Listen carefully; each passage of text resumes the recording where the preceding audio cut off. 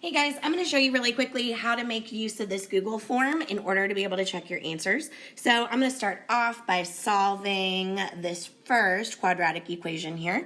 It's already set equal to 0 like I need it to be, and I've got all three terms like I need. So I know that I am just going to pop open my two binomials over here.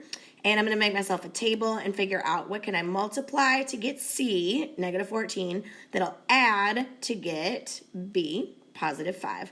So those two numbers happen to be a positive 7 and a negative 2 because they multiply to get negative 14, but they add together also to get 5. So it's going to be x minus 2 and x plus 7. So then I need to figure out what are the zeros.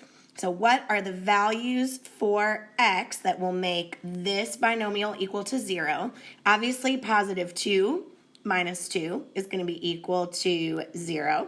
And here it would take a negative 7 plus 7 to be equal to 0. So I have my two solutions. I have 2 and negative 7. So I'm going to type them into the box.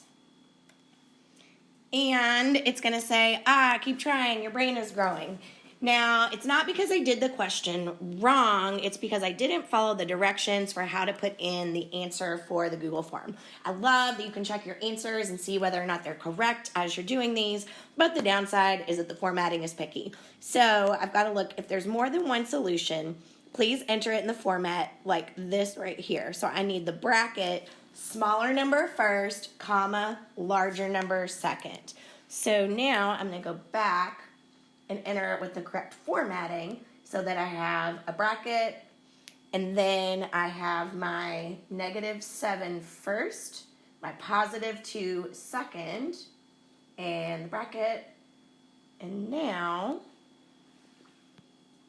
So then, if I type them in the correct formatting, so my bracket, my negative 2, or I'm sorry, my negative 7, comma, positive 2, and bracket.